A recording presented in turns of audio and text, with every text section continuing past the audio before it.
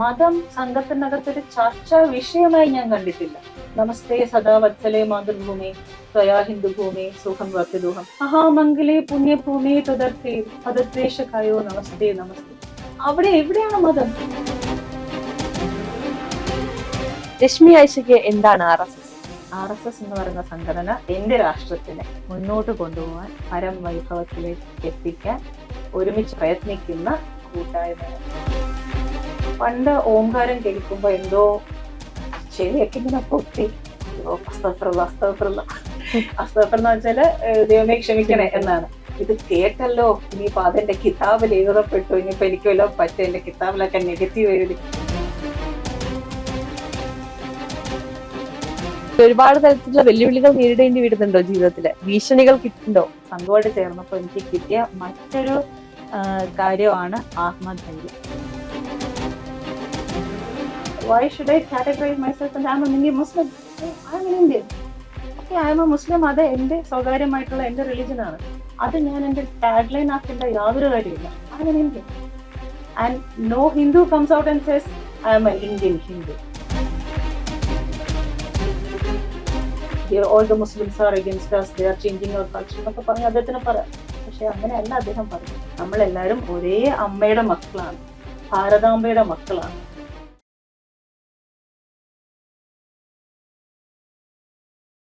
പൊതുവെ സംഘം അല്ലെങ്കിൽ സംഘവുമായി ബന്ധപ്പെട്ട് നിൽക്കുന്നവരെല്ലാവരും വർഗീയവാദികളാണ് എന്നാണ് പറയാനുള്ളത്. എന്ന് വെച്ചാൽ മതങ്ങൾക്ക് വേണ്ടി അല്ലെങ്കിൽ രൂക്ഷമായ ഹിന്ദുത്വം അടിച്ചേൽപ്പിക്കാൻ ശ്രമിക്കുന്നവരാണ്. തോന്നിയിട്ടുണ്ടോ എപ്പോഴെങ്കിലും? സംഘത്തിനെ കുറിച്ച് ഞാൻ ആദ്യം കേട്ടറിഞ്ഞത്, അല്ലെങ്കിൽ സംഘത്തിനെ കുറിച്ച് ഏറ്റവും അധികം പറയുന്നത്, സംഘം ഭാരതത്തിനെ ഒരു ഹിന്ദു രാഷ്ട്രമാക്കാൻ വേണ്ടി വർക്ക് ചെയ്യുന്ന ഒരു ഓർഗനൈസേഷൻ ആണ്. പക്ഷെ അതൊരു വലിയൊരു മിസ്കൺസെപ്ഷൻ ആണ്. കാരണം ഹിന്ദു രാഷ്ട്രമാക്കാൻ വേണ്ടിയല്ല സംഘം വർക്ക് ചെയ്യുന്നത്. ഭാരതം ഒരു ഹിന്ദു രാഷ്ട്രമാണ്. ഹിന്ദു രാഷ്ട്രം എന്ന് പറയുമ്പോൾ അതിൻ്റെ അകത്തൊരു ഹിന്ദു എന്ന് പറഞ്ഞ കൺസെപ്റ്റിന്റെ അകത്ത് മതമല്ലല്ലോ വരുന്നത്. അൽ ഹിന്ദ് എന്ന് പറയുന്ന, അല്ലെങ്കിൽ ഹിന്ദുസ്ഥാൻ എന്ന് പറയുന്ന സിന്ധു നദി തര സംസ്കാരം ഉൾക്കൊണ്ടുകൊണ്ട് ഇരുന്ന ആ ഒരു സിവിലൈസേഷൻ, ആ ഒരു ഭൂപ്രകൃതിക്കകത്ത് വരുന്ന മനുഷ്യൻ, അത് ഹിന്ദു രാഷ്ട്രം പണ്ടേയാണ്. നമ്മളുടെ ബിസിനസ് പരമായും നമുക്ക് ലോകത്ത് പല രാജ്യങ്ങളുമായിട്ടുള്ള അന്നത്തെ ബന്ധത്തിന്റെ പുറത്ത് അവർ ഒരു ഭാഗം അറബികളാണെങ്കിൽ നമ്മൾ ഹിന്ദുക്കളാണ്. അതിനപ്പുറത്തോട്ട് ഇല്ല. പിന്നെ പല രീതികൾ വന്നിട്ടുള്ള ഇൻവേഷൻസ് വഴിയും അല്ലാണ്ട് വന്നിട്ടുള്ള, നല്ല രീതിയിലും അല്ലാതെ വന്നിട്ടുള്ള കൺവേർഷൻസ്, അത് മതം മനസ്സിലാക്കി മാറിയവരുണ്ട്. ഇപ്പോൾ ഹിന്ദുമതത്തിൽ മതം എന്നുള്ള രീതിയിൽ സംസാരിക്കുമ്പോൾ, ഹിന്ദുമതം എനിക്ക് മനസ്സിലായിടത്തോളം നമുക്ക് ഭഗവാനിൽ വിശ്വസിക്കാം, അത് ഏത് രൂപത്തിലും വിശ്വസിക്കാം, രൂപമില്ലാതെ വിശ്വസിക്കാം, അല്ലെങ്കിൽ വിശ്വസിക്കാതിരിക്കാം. ഏത് രീതിയിൽ വിശ്വസിച്ചാലും ഇല്ലെങ്കിലും നമ്മൾ ഹിന്ദു സംസ്കാരത്തിന്റെ തന്നെ ഭാഗമാണ്. ഹിന്ദു മതത്തിനും അതൊരു പ്രശ്നമല്ല. ഹിന്ദു മതം എന്നുള്ള കൺസെപ്റ്റ് വന്ന് തന്നെ ഈ സനാതന ധർമ്മം എന്ന് പറയുന്ന ആ ധർമ്മത്തിൽ വിശ്വസിക്കുന്ന ആൾക്കാർ, പുറത്തുനിന്ന് വന്ന ആൾക്കാരെ സംബന്ധിച്ച് ഇവർ ഹിന്ദുക്കൾ എന്ന് പറഞ്ഞപ്പോ പിന്നീടുണ്ടായ മുസ്ലിംസ്, എന്റെ പൂർവികർ അടങ്ങുന്ന മുസ്ലിംസ്, എവിടെയൊക്കെയോ ഈ ബ്രിട്ടീഷ് ഐഡിയോളജിക്കകത്ത് ഒരു ഡിസ്റ്റിങ്ഷൻ കൊണ്ടുവന്നു, Hindus versus Muslims versus Christians. But അവർക്ക് അത് ശരിയായിരിക്കാം. ഇപ്പൊ ഒരു അമേരിക്കൻ വരുമ്പോഴത്തേക്കും ഞാൻ അമേരിക്കൻ ആണ്, പക്ഷെ this is Hindu or Indian, it's the same word. അവര് ഇന്ത്യൻ എന്നുള്ള വാക്ക് അവർ ഉപയോഗിച്ചു, നമ്മൾ ഇന്ത്യൻ എന്ന് ഒരിക്കലും പറഞ്ഞില്ലല്ലോ. സോ അവർക്ക് പറയാം. പക്ഷെ യുനോ നമ്മളെ ബ്ലഡ് ലൈൻ എടുത്തു കഴിഞ്ഞാൽ maybe we are related അല്ലേ? അപ്പോ Shilpa and Reshmi are related. അപ്പൊ അങ്ങനെ വരുമ്പോ നമ്മുടെ ancestral blood is the same. So when I say Hindu, or when RSS says Hindu, I believe that RSS is saying Hindu എന്ന് പറയുന്ന സംസ്കാരം. അപ്പോ എനിക്ക് ഹിന്ദുവിൽ നിന്ന് കൊണ്ട് തന്നെ, അല്ലെങ്കിൽ ഹിന്ദു സംസ്കാരത്തിൽ നിന്നുകൊണ്ട് തന്നെ എന്റെ 5 നേരത്തെ നമസ്കാരം എനിക്ക് കൃത്യമായി നിസ്കരിക്കാം, എന്റെ ആചാര രീതികൾ എനിക്ക് ഫോളോ ചെയ്യാം. ഞാനൊരു മുസ്ലിമാണ്, പക്ഷെ it doesn't negate the fact that I am an Indian first. So പണ്ടൊരു കാലത്ത് ഞാൻ I am an Indian Muslim എന്ന് പറഞ്ഞിരുന്ന ഒരു കാലം ഉണ്ടായിരുന്നു. പക്ഷെ എപ്പോഴോ ഒരിക്കൽ ഒരു കോൺവെർസേഷന്റെ ഇടയിൽ ഞാൻ പറഞ്ഞല്ല, ഒരാൾ പറഞ്ഞു കേട്ട്, സാധാരണ എല്ലാവരും I M A Russian, I am N American, I M A Swiss എന്ന് പറയുമ്പോൾ when it comes to India, I'm an Indian Muslim. What in the world? I mean, I should just say I'm an Indian. Why should I categorize myself as I'm an Indian Muslim? No, I'm an Indian. Okay, I am a Muslim. അത് എൻ്റെ സ്വകാര്യമായിട്ടുള്ള എൻ്റെ religion ആണ്. അത് ഞാൻ എൻ്റെ tag line ആക്കേണ്ട യാതൊരു കാര്യമില്ല. I am an Indian. And no Hindu comes out and says I am an Indian Hindu. And no Christian comes out and says I am an Indian Christian. ഞാൻ ഇന്ത്യനാണ്. അപ്പോ എവിടെയോ വന്ന ആ ഒരു നെറേറ്റീവാണ് ചെറുതിലെ നമ്മളെ പറഞ്ഞയക്കുമോ എന്നുള്ള ആ പേടിയിലാണ്. ഇല്ലില്ല, ഞാൻ ഇന്ത്യൻ മുസ്ലിം ആണ്. മറ്റുള്ള പക്ഷെ actually Indian Muslim actually different from മറ്റു രാജ്യങ്ങളിലെ മുസ്ലിം എന്ന് വേണമെങ്കിൽ പറയാം. കാരണം നമ്മുടെ ഉദാഹരണത്തിന് നമ്മുടെ കല്യാണം എങ്ങനെയാണെന്ന് എടുത്തു കഴിഞ്ഞാൽ നമ്മുടെ കല്യാണത്തിന് നമ്മൾ താലി കെട്ടുന്നുണ്ട്, പുടവ എക്സ്ചേഞ്ച്, അങ്ങനത്തെ കാര്യങ്ങളെല്ലാം പല സ്ഥലത്തും കൾച്ചറുമായി ചേർന്ന് നിൽക്കുന്നത് കൊണ്ടായിരിക്കാം. കാരണം ആൻസിസ്ട്രൽ കൾച്ചർ നോക്കുമ്പോൾ നമ്മൾ എന്താണോ നമ്മുടെ പൂർവികർ ചെയ്തിരുന്നത് അത് നമ്മൾ തുടർന്ന് വരുന്നു. പക്ഷെ ആരാധനാ രീതി നമ്മുടെ മൂർത്തിഭാവം നമ്മൾ കാണുന്നില്ല. പകരം മൂർത്തി ഇല്ലാണ്ട് മനസ്സിൽ നമ്മൾ ഈശ്വരനെ കാണുന്നു. നമ്മൾ അള്ളാഹ് എന്ന് പറയുമ്പോൾ, അള്ളാഹു അക്ബർ എന്ന് പറയുമ്പോൾ ഭഗവാൻ ഇപ്പൊ ഓം നമഃ ശിവായ പറയുന്നത് പോലെ തന്നെയാണ് അള്ളാഹു അക്ബർ പറയുന്നത്. പക്ഷെ എവിടെയൊക്കെയോ ഇത്രയും വർഷത്തിനുള്ളിൽ മനസ്സിലൊരു ഡിവൈഡ്. ഓം നമഃ ശിവായ പറയാൻ പാടില്ല. ശിവസങ്കല്പം എന്ന് പറയുന്നത് ഒരു മുസ്ലിമിനെ സംബന്ധിച്ച് ഒരു വ്യക്തി ആയിരിക്കും, അല്ലെങ്കിൽ it's A story. Same thing Hindu പറയും, ഓ അല്ലാഹു അക്ബർ എന്ന് പറഞ്ഞാൽ എന്തോ ബോംബിടാൻ പോകുന്നതാണ്. അതിനതൊരു എക്സ്ട്രീമാണ് ഞാൻ പറയുന്നത്. പക്ഷെ അങ്ങനെയുള്ള സില്ലി ആയിട്ടുള്ള കുറെ തെറ്റിദ്ധാരണകൾ രണ്ടുപേരുടെ ഇടയ്ക്കും വന്നു ചേർന്നു എങ്ങനെയൊക്കെയോ. പക്ഷെ ന്യൂസ് ചാനൽസിന്റെ ഒക്കെ ഒരു ജോലിയാണ്, മീഡിയയുടെ ഒരു വലിയ ജോലിയാണ് ആ ഒരു തെറ്റിദ്ധാരണകൾ മാറ്റി പഴയതുപോലെ സൗഹൃദം. ഇപ്പൊ ശില്പിക്ക് ഓർമ്മയുണ്ടെന്ന്, പഴയ കാലങ്ങളിൽ ഒരു 10-20 വർഷം മുന്നേ നമ്മൾ ഏത് ഓട്ടോയിൽ കയറിയാലും 3 പടങ്ങളായിരിക്കും ഓട്ടോയിലുള്ളത്. ഇപ്പൊ അത് കാണുന്നുണ്ടോ? കുറവാണ്. അപ്പൊ ഒന്ന് അല്ലാഹു അക്ബർ എഴുതിയ ഒരു പള്ളിയുടെ, ഒരു പച്ചപ്പള്ളിയുടെ ഒരു പടം, പിന്നെ ജീസസിന്റെ പടം, പിന്നെ ഭഗവാന്റെ പടം, അല്ലെ? അത് പലതായിരിക്കും അവരവരുടെ വിശ്വാസം അനുസരിച്ച്. പക്ഷെ ഒരു 3 പടമുള്ള ഓട്ടോറിക്ഷ ആയിരുന്നു പണ്ട് എല്ലാ ഓട്ടോസും. ഇപ്പൊ അത് മാറി. അപ്പൊ 2 ഭാഗത്തു നിന്നും കുറെ ഒരു ടെൻഷൻ, ഒരു ഡൗട്ട്, ഒരു പേടി എവിടേക്കോ പറയുന്നുണ്ട്. പക്ഷെ അതും സംഘമായിട്ട് ആക്ച്വലി റിലേഷൻ ഇല്ല. സംഘം പറയുന്നത് നാഷണലിസമാണ്. നാഷണലിസവും മതവും തമ്മിൽ എന്ത് കണക്ഷൻ? യാതൊരു കണക്ഷനും ഇല്ല. നമ്മുടെ രാഷ്ട്രത്തിനോട് ശത്രുത കാണിക്കുന്ന ഏതൊരു രാഷ്ട്രവും അത് മാറിക്കൊണ്ടിരിക്കും. ഇപ്പൊ ഇന്നത്തെ സുഹൃത്തുക്കൾ നാളത്തെ നമ്മൾ സിനിമയിലെ പാട്ടിൽ പറയുന്ന പോലെ ഇന്ന് സുഹൃത്തുക്കളായിരിക്കും, നാളെ ശത്രുക്കളാകും, തിരിച്ചും മാറാം. പക്ഷെ ഇന്ന് എന്റെ രാഷ്ട്രത്തിന് എഗൻസ്റ്റ് നിൽക്കുന്നത് ആരോ എന്റെ രാഷ്ട്രത്തിന് എഗൻസ്റ്റ് ആണെങ്കിൽ അവർ എനിക്ക്, അത് വളരെ സിമ്പിൾ കൺസെപ്റ്റ് ആണ്. എന്റെ വീടിനെ ആക്രമിക്കാൻ വരുന്ന ഒരു, അല്ലെങ്കിൽ എന്റെ വീടിന് എഗൻസ്റ്റ്, അല്ലെങ്കിൽ എന്റെ കുടുംബത്തിന് എഗൻസ്റ്റ് നിൽക്കുന്ന ഒരു വ്യക്തിയെ ഞാൻ സപ്പോർട്ട് ചെയ്യോ? ഒരിക്കലും ഇല്ല. അത് തന്നെയാണ് ഈ കുടുംബം എന്നുള്ള കൺസെപ്റ്റ് രാഷ്ട്രത്തിലോട്ട് എത്തുമ്പോൾ എന്റെ രാഷ്ട്രത്തിന് എഗൻസ്റ്റ് ആയിട്ട് നിൽക്കുന്ന ആരും എന്റെയും ഞാനും എഗൻസ്റ്റ് ആണ്. ഞാൻ എന്തിനാ ഒരു സൗഹൃദം പുലർത്തണം? ഇപ്പൊ ഒരുപാട് മിസ്കൺസെപ്ഷൻസ് ഉണ്ട് സംഘത്തെ കുറിച്ചിട്ട് എന്ന് പറഞ്ഞു. അതിൽ ഏതൊക്കെയാണ് ഏറ്റവും കൂടുതൽ വ്യക്തിപരമായിട്ട് ബാധിച്ചിട്ടുണ്ടായത് കുഞ്ഞുനാളിലൊക്കെ? ഏറ്റവും അധികം ഈ മതം റിലേറ്റ് ചെയ്തിട്ട് തന്നെയാണ്. കാരണം എപ്പോഴും ആ ഒരു വൾണറബിൾ ഫീലിംഗ്, അതുകൊണ്ട് തന്നെ സംഘത്തിനോടുള്ള എതിർപ്പ്. കാരണം ഈ നേരത്തെ രാഷ്ട്രത്തിന്റെ കാര്യം പറഞ്ഞതുപോലെ ഞാൻ ഉൾപ്പെടുന്ന ഒരു സമുദായത്തിനെ സെപ്പറേറ്റ് ആയിട്ട് കാണുകയും നമുക്കെതിരെ പ്രവർത്തിക്കുന്ന ഒരു ഗ്രൂപ്പ് ആയതുകൊണ്ട് അവരുടെ അജണ്ടകളെല്ലാം തെറ്റാണ്. അപ്പൊ അവർക്കെതിരെ നമ്മൾ എന്നൊരു ഫീലിംഗ്, അത്തരത്തിലൊരു ഫീലിംഗ് പിന്നീട് സംഘത്തിന് അടുത്തപ്പോ എങ്ങനെ തോന്നി? കാരണം ഏതെങ്കിലും തരത്തിലുള്ള മതപരമായ കാര്യങ്ങളിൽ നിന്ന് സംഘം അരുത് എന്ന് പറഞ്ഞതായി തോന്നിയിട്ടുണ്ടോ? ഒരിക്കലും ഇല്ല. മതം സംഘത്തിനകത്തൊരു ചർച്ചാ വിഷയമായി ഞാൻ കണ്ടിട്ടില്ല.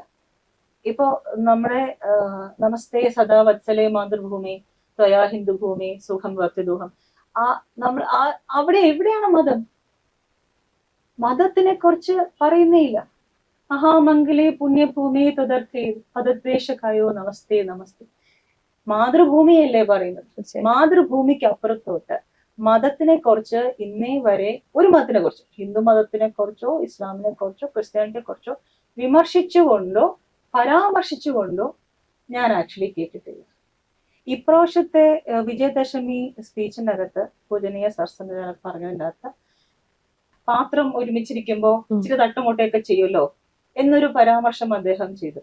അപ്പോ അത്രയും സിമ്പിളായിട്ട്, ശരി അവിടെ ഇവിടെയൊക്കെ ചില ഇഷ്യൂസ് വരുന്നെങ്കിലും നിങ്ങൾ അത് വളരെ കാര്യമാക്കണ്ട, നമ്മളെല്ലാം ഒന്നാണ് എന്ന് RSSന്റെ ഏറ്റവും ടോപ്പിലിരിക്കുന്ന ഒരു വ്യക്തി പറയുമ്പോൾ അത് ബാക്കിയുള്ള ആ സംഘവുമായിട്ട് ചേർന്ന് നിൽക്കുന്ന അല്ലെങ്കിൽ ഈ സ്പീച്ച് കേൾക്കുന്ന എല്ലാവർക്കും ഉള്ളൊരു ആഹ്വാനമാണ്. ചെറിയ എന്തെങ്കിലും പ്രശ്നങ്ങൾ നിങ്ങൾ തമ്മിലുണ്ടെങ്കിൽ അത് അതിന്റെ വഴിക്ക് അങ്ങ് സിമ്പിളായിട്ട് തീർക്കുക, ഒരു വലിയ പ്രശ്നമാക്കരുത് എന്ന് ഇത്രയും വലിയൊരു പൊസിഷനിൽ ഇരിക്കുന്ന ഒരു ലീഡർ പറയാണ്. അതും RSS പോലെ വളരെ ഡിസിപ്ലിൻഡ് ആയിട്ടുള്ള ഒരു ഓർഗനൈസേഷൻ. ഡിസിപ്ലിൻഡ് ആയിട്ടുള്ള ഓർഗനൈസേഷന്റെ ഗുണം എന്താണോ ലീഡർ പറയുന്നത് അത് അങ്ങനെ എല്ലാവരും അനുസരിച്ചിരിക്കും. ചിട്ടയുള്ള ഒരു ഓർഗനൈസേഷൻ. അപ്പൊ ആ ചിട്ടയുള്ള ഓർഗനൈസേഷന്റെ തലപ്പത്തിരുന്നുകൊണ്ട് അദ്ദേഹത്തിന് എങ്ങനെ വേണമെങ്കിലും നറേഷൻ തിരിക്കാം. ഞാൻ അന്ന് പണ്ട് മനസ്സിലാക്കിയതുപോലെ all the Muslims are against us, they are changing our culture എന്നൊക്കെ പറഞ്ഞ് അദ്ദേഹത്തിന് പറയാം. പക്ഷെ അങ്ങനെയല്ല അദ്ദേഹം പറഞ്ഞത്. നമ്മളെല്ലാവരും ഒരേ അമ്മയുടെ മക്കളാണ്, ഭാരതാംബയുടെ മക്കളാണ്. ഒരേ അമ്മയുടെ മക്കളായി നമ്മൾ സമാധാനമായിട്ട് വസിക്കണം. ഇടയ്ക്കിടയ്ക്ക് കൊച്ചു കൊച്ചു പ്രശ്നം വരും, അത് അതിന്റെ വഴിക്കങ്ങ് വിടാം എന്ന് അദ്ദേഹം പറയുന്നു. ഇതിനെക്കാട്ടി ബ്യൂട്ടിഫുൾ ആയിട്ട് അത് ഒപ്പം തന്നെ ഇപ്പൊ 100ാം വാർഷികം സംഘം ആഘോഷിക്കുന്ന സമയത്ത് അതിന്റെ ആഘോഷമായിട്ടല്ല, ഒരു പഞ്ചപരിവർത്തൻ എന്ന് പറയുന്ന ഒരു ആശയമാണ് മുന്നോട്ട് വെക്കുന്നത്. വെച്ചാൽ സൊസൈറ്റിയിൽ കുറച്ചും കൂടി അപ്ലിഫ്റ്റ് ആവാൻ വേണ്ടിയിട്ടുള്ള ആശയങ്ങളാണ് മുന്നോട്ട് വെക്കുന്നത്. അതിനെങ്ങനെയാണ് നോക്കിക്കാണുന്നത്? മലയാളി നമ്മളിപ്പോ സംസാരിക്കുമ്പോൾ ഒരു ഹിന്ദി വാക്കോ അല്ലെങ്കിൽ കുറച്ച് കടുത്ത സംസ്കൃത വാക്കോ കേൾക്കുമ്പോൾ നമുക്കൊരു ഏലിയൻനെസ് കുറച്ച് എനിക്ക് ഫീൽ ചെയ്തിട്ടുണ്ട്, അതുപോലെ ചിലർക്ക് ഫീൽ ചെയ്തിട്ടാണ്. അപ്പൊ പഞ്ചപരിവർത്തനം 5 കാര്യങ്ങൾ നമ്മുടെ ചേഞ്ചിന് വേണ്ടിയിട്ട്, നമ്മുടെ വ്യക്തി വികാസത്തിന് വേണ്ടി അല്ലെങ്കിൽ രാഷ്ട്ര വികാസത്തിന് വേണ്ടി ഒരു 5 കാര്യം അദ്ദേഹം ഒന്ന് ഔട്ട്ലൈൻ ചെയ്തു. അപ്പൊ ഈ വർഷത്തെ ഒരു ചിന്താരീതി, ഇപ്പൊ നമ്മൾക്ക് നമ്മുടെ അമ്മ ഒരു കാര്യം പറയുമ്പോൾ നമ്മൾ നമ്മുടെ തോട്ട് അതിലോട്ട് അലൈൻ ചെയ്യാൻ നോക്കും. അങ്ങനെ അദ്ദേഹം പറഞ്ഞ ഒരു 5 കാര്യങ്ങൾ. ഉദാഹരണത്തിന് 1, പ്രകൃതി നാച്ചുറലി അത് നമുക്ക് എല്ലാവർക്കും അറിയുന്നതാണ്. അപ്പം ഞാനെന്നുള്ള നിലയിൽ ഇപ്പൊ എനിക്കതെങ്ങനെ ഇമ്പാക്ട് ചെയ്തെന്ന് പറയാം. ഞാൻ ഇരിക്കുന്ന പൊസിഷനിൽ ഞാൻ എടുക്കുന്ന തീരുമാനങ്ങൾ, അതുപോലെ എന്നെ പോലെ കോർപ്പറേറ്റിലും അല്ലെങ്കിൽ ഗവൺമെന്റിലും വർക്ക് ചെയ്യുന്ന ഓരോ വ്യക്തിയും അവരെടുക്കുന്ന തീരുമാനങ്ങളിൽ how are we affecting the environment? അത് നമ്മൾ ലാഘവത്തോടെയാണോ ഒരു കാര്യം ചെയ്യുന്നത്, അതോ അതിന്റെ പ്രോസ് ആൻഡ് കോൺസ് മനസ്സിലാക്കിയിട്ടാണോ, അതോ എത്രത്തോളം പ്രകൃതിക്ക് ദോഷം ഉണ്ടാക്കിയിട്ടുള്ള തീരുമാനം, ഹൗ ക്യാൻ വി ചേഞ്ച്, പകരം നമുക്ക് എന്താണ് ഓൾട്ടർനേറ്റീവ് ഉള്ളത് എന്നുള്ള ഒരു ചിന്ത എന്റെ തീരുമാനത്തിന്റെ ഭാഗമായി വരും. കാരണം എന്റെ മനസ്സ് ഈ 5 കാര്യങ്ങളിൽ അധിഷ്ഠിതമായത് കാരണം. അതുപോലെ മറ്റൊരു കാര്യം എന്തായിരുന്നു, കുടുംബങ്ങൾ ഒത്തിരുന്ന് സംസാരിക്കുക എന്നുള്ളത്. അപ്പൊ എന്തൊക്കെയാ സംസാരിക്കേണ്ടത് അതും അദ്ദേഹം പറയുന്നുണ്ട്. പേട്രിയോട്ടിസം, രാഷ്ട്രത്തിന് വേണ്ടിയുള്ള കാര്യങ്ങൾ, അതുപോലെ വ്യക്തി വികസനം. അപ്പൊ അച്ഛനും അമ്മയും മക്കളും ഒരുമിച്ചിരുന്ന രാഷ്ട്ര ഉന്നതിയെ കുറിച്ച്, അല്ലെങ്കിൽ പേട്രിയോട്ടിസം, ചിലപ്പോ നേരത്തെ ചോദിച്ചതുപോലെ ഇതൊക്കെ ഈ അജണ്ട ഒക്കെ എവിടെ നിന്നാ വന്നത്. അപ്പൊ ഒരുമിച്ച് അച്ഛനും അമ്മയും മക്കളും ഒരുമിച്ചിരുന്ന് സംസാരിക്കുമ്പോൾ ആ കുട്ടിയുടെ വികസനം, അച്ഛന്റെയും അമ്മയുടെയും വികസനം, അതിലൂടെ ആ കുടുംബത്തിന്റെ ഉന്നതി, അതിലൂടെ ആ ഒരു നാടിന്റെ വളർച്ച, അതിലൂടെ ആ ഒരു നമ്മുടെ രാഷ്ട്രത്തിന്റെ വളർച്ച. ഇതാണ് അദ്ദേഹത്തിന്റെ ആ 5 പ്ലാൻസിന്റെ അകത്തെല്ലാം ഈ കാര്യങ്ങൾ ഇന്റഗ്രേറ്റഡ് ആയിട്ടുള്ള ഒരു അപ്രോച്ച്. ഇനി ഇപ്പോ ഈ ഇസ്ലാം എന്ന് പറയുന്ന കാര്യത്തിൽ ഞാൻ എടുത്ത് മാറ്റി വെക്കുകയാണ്. ഒപ്പം തന്നെ വളരെയധികം എഡ്യൂക്കേറ്റഡ് ആയിട്ടുള്ള ഒരാളാണ്, LLB കഴിഞ്ഞ് MBA കഴിഞ്ഞ് അത്രയും എഡ്യൂക്കേറ്റഡ് ആയിട്ടുള്ള ഒരു വ്യക്തി കൂടിയാണ്. അങ്ങനെ എഡ്യൂക്കേറ്റഡ് ആയ ഒരാൾ എന്ന നിലയ്ക്ക് എങ്ങനെയാണ് സംഘത്തെ നോക്കിക്കാണുന്നത്? ഇസ്ലാം എന്ന് പറയുന്ന കോൺസെപ്റ്റ് ഞാൻ എടുത്ത് മാറ്റി വെക്കുകയാണെങ്കിൽ. ശില്പ പറഞ്ഞതുപോലെ ഞാൻ പലതരം ഡിഗ്രീസ് പല ഫീൽഡിൽ നിന്ന് ഞാൻ പഠിച്ചിട്ടുണ്ട്. ചിലതെല്ലാം കോളേജിൽ പോയും, മറ്റത് വർക്കിന്റെ കൂടെ തന്നെ ഈവനിങ് കോഴ്സും അങ്ങനെയൊക്കെ പലതെടുത്ത്. കാരണം എന്തുകൊണ്ടാണ് ഞാനത് ചെയ്യുന്നത്? സോ പഠിക്കാനുള്ള അല്ലെങ്കിൽ അറിയാനുള്ള ഒരു ആഗ്രഹം. അങ്ങനെ അറിയാനുള്ള ആഗ്രഹമുള്ള ഓരോ വ്യക്തികളും സംഘത്തിനെ കുറിച്ച് അറിയും തോറും സംഘത്തിന്റെ ഭാഗമാകുകയാണ് ചെയ്യുന്നത്. നേരത്തെ ശില്പ പറഞ്ഞതൊരു നറേറ്റീവ് മാത്രമാണ്.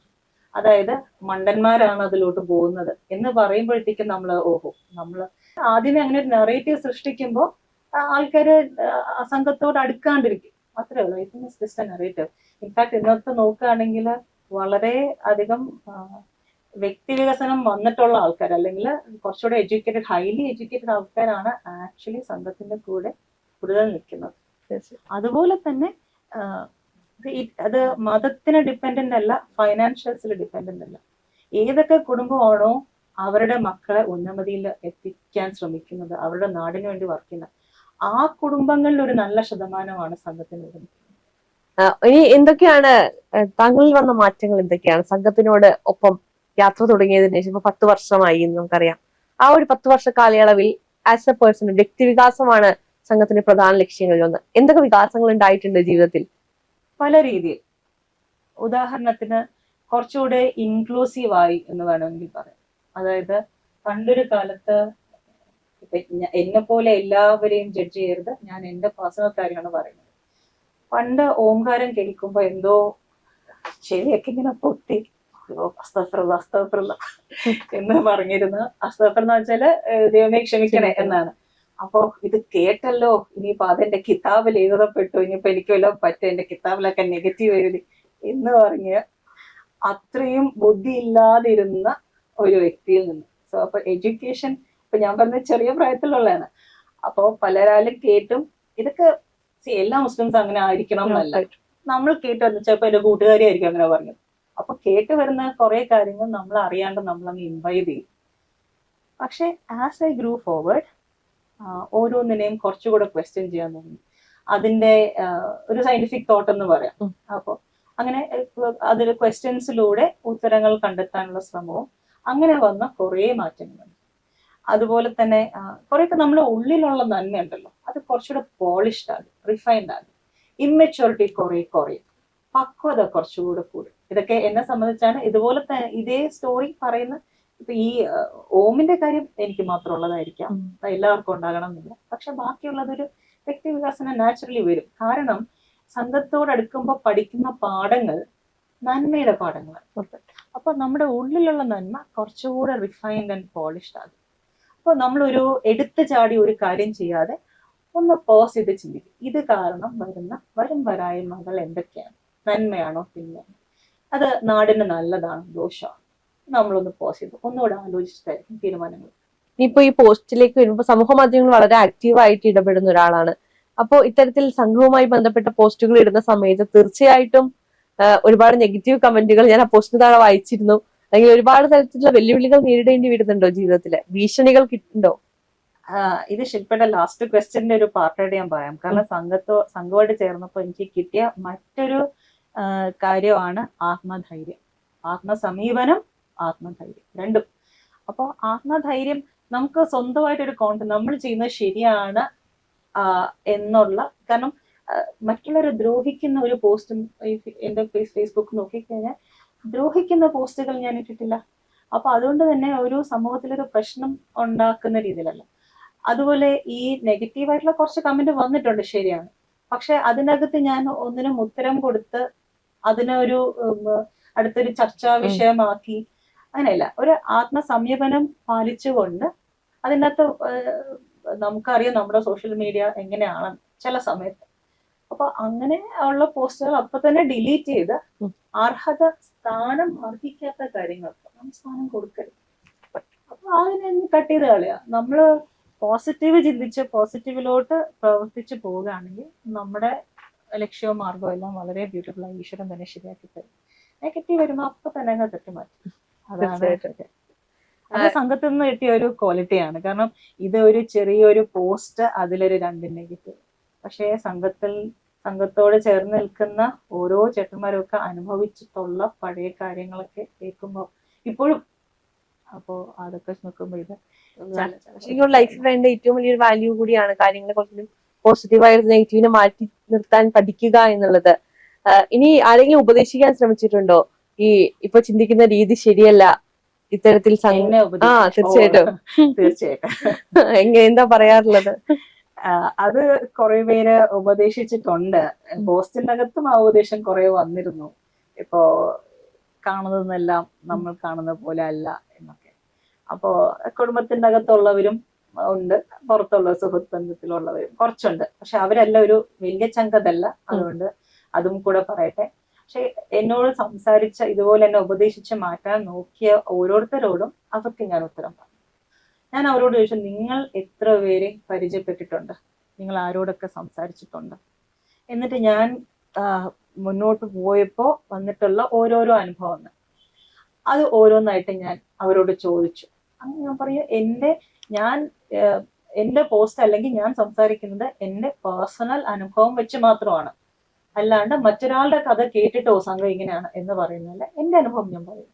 അപ്പൊ ഒരു ഇൻസിഡൻസ് പറയാനുള്ളത്, G20 സമ്മിറ്റ് വന്നല്ലോ.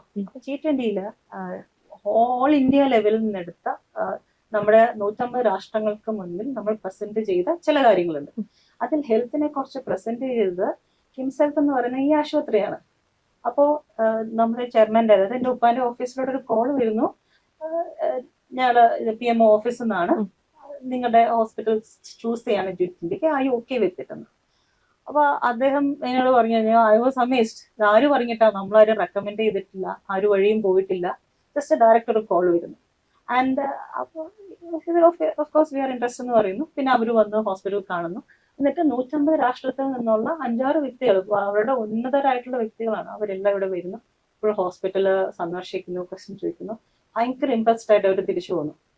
അപ്പോ എന്റെ വീട്ടിലും അതൊരു നറേറ്റീവിന്റെ ഒരു വലിയ ചേഞ്ച് ആണ്.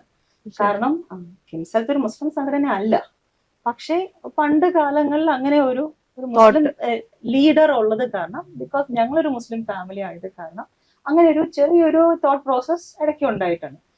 അതിൽ നിന്ന് മാറി വളരെ വ്യത്യസ്തമായിട്ട് ഇപ്പൊ സംഘപ്രസ്ഥാനത്തിലൂടെ നടന്നു വന്ന നമ്മുടെ പ്രൈം മിനിസ്റ്റർ, അദ്ദേഹത്തിന്റെ തീരുമാനമാണ്, അദ്ദേഹത്തിന്റെ ഗ്രൂപ്പിന്റെ തീരുമാനമാണ്. അപ്പൊ എന്തുകൊണ്ട് എത്രയോ നല്ല ആശുപത്രികൾ ഇന്ത്യ ഒട്ടാകെ ഉണ്ട്, പക്ഷെ ഹി ചോസ് us. സോ അതൊരു ഭയങ്കര ഒരു ഐ ഓപ്പണറായി. തീർച്ചയായിട്ടും അവിടെ മതമോ അല്ലെങ്കിൽ രാഷ്ട്രീയമോ ഒന്നും അല്ലല്ലോ വിഷയം. അപ്പൊ ഹി ഡിസൈഡഡ് ഇത്രയും നല്ല ഫെസിലിറ്റീസ്, ഇത്രയും എന്താ പറയാ, latest state of the art facilities, doctors എല്ലാം ഉള്ള ഒരു സ്ഥലമാണ് നമ്മൾ രാജ്യത്തിന്റെ എന്ന് പറഞ്ഞ് ലോകത്തിന് ഷോക്കേസ് ചെയ്യേണ്ടതെന്ന് അദ്ദേഹം തീരുമാനിച്ചു. എത്ര വലിയ വലിയ ഹോസ്പിറ്റൽസ് ഉണ്ട് ഇന്ത്യ ഒട്ടാകെ, ബട്ട് ഹി ചോസ് us. അപ്പൊ അതിനെ ഇതുവരെയുള്ള സംഘത്തിനെ കുറിച്ചുള്ള നറേഷന്റെ കംപ്ലീറ്റ് ബ്രേക്ക് അല്ലേ. അപ്പൊ ഇതുപോലത്തെ കാര്യങ്ങൾ പറയുമ്പോൾ എന്നോട് ഈ നെഗറ്റീവ് പറഞ്ഞ ആൾക്കാർക്കൊക്കെ ഉള്ള ഉത്തരവാണ്. തീർച്ചയായിട്ടും ഐ ഡോണ്ട് തിങ്ക് സംഘം നോക്കുന്നത് നമ്മൾ ഹിന്ദു ആണോ മുസ്ലിം ആണോ ക്രിസ്ത്യൻ ആണോ എന്നുള്ളതല്ല, വ്യക്തി നോക്കിയാണ് സംഘം തീരുമാനം എടുക്കുന്നത് എന്നുള്ളതാണ്. അതുമല്ല, ആ പോസ്റ്റിനകത്തൊന്നും ഒരു പൊളിറ്റിക്കൽ പോസ്റ്റ് ആണ്. ഐ ഡോണ്ട് തിങ്ക് സംഘം അതിനകത്ത് ഇൻവോൾവ് പോലെ ആയിരിക്കില്ല. രശ്മി ആയിഷയ്ക്ക് എന്താണ് RSS? RSS എന്ന് പറയുന്ന സംഘടന എന്റെ രാഷ്ട്രത്തിനെ മുന്നോട്ട് കൊണ്ടുപോകാൻ, പരംവൈഭവത്തിലേക്ക് എത്തിക്കാൻ ഒരുമിച്ച് പ്രയത്നിക്കുന്ന എന്നെപ്പോലുള്ള, ഞാൻ ഇൻക്ലൂഡ് ചെയ്യുന്ന ഞങ്ങൾ എല്ലാവരും ഈ ഒരു വലിയ സഹോദരങ്ങളുടെ ഒരു കൂട്ടായ്മയാണ്. ഞങ്ങളുടെ ശ്വാസവും രക്തവും ശബ്ദവും ജീവിതവും എല്ലാം രാഷ്ട്രത്തിന് വേണ്ടിയാണ്. എന്നാലും ഇത്രയും ധൈര്യത്തോടെ ആ പോസ്റ്റ് ഇട്ടതിന് അഭിനന്ദനങ്ങൾ. കാരണം അത്രയും ധൈര്യം വേണം. അങ്ങനെ ഒരു കാര്യം സംസാരിക്കുന്ന സമയത്ത് അതിനെങ്ങനെ ആളുകൾ എടുക്കും എന്നുള്ളൊരു പേടി തീർച്ചയായിട്ടും എല്ലാവർക്കും ഉണ്ടാകണം. 100 വർഷം തികയുന്ന RSS സംഘടനയ്ക്ക് ഒരു ആദരവ് അർപ്പിക്കാനുള്ള ധൈര്യം എനിക്കില്ലെങ്കിൽ പിന്നെ 10 വർഷമായിട്ട് സംഘത്തിന്റെ കൂടെ നിന്നു എന്ന് പറയുന്നത് തന്നെ ഒരു വിഷമമാണ്. അതുകൊണ്ട് അങ്ങനെ ഒരു അവസരം കിട്ടി, അത് ഇത്രയും അധികം സ്നേഹം അതിലൂടെ എനിക്ക് ലഭിക്കുമെന്ന് ഞാൻ അന്ന് അങ്ങനെ കരുതിയില്ല. പക്ഷെ ഇത്രയും സ്നേഹം എനിക്ക് ലഭിച്ചു. ഇതുപോലുള്ള തെറ്റിദ്ധാരണകൾ ഒരുപാട് പേരിൽ ഉണ്ടായിരുന്നിരിക്കാം. മേ ബി അതൊക്കെ മാറാനുള്ള ഒരു തുടക്കം കൂടി ആകട്ടെ ആ പോസ്റ്റ് എന്നുള്ളത് കൂടിയുണ്ട്. ഒരുപാട് സ്നേഹം കണ്ടതിലും സംസാരിച്ചത്. Thank you.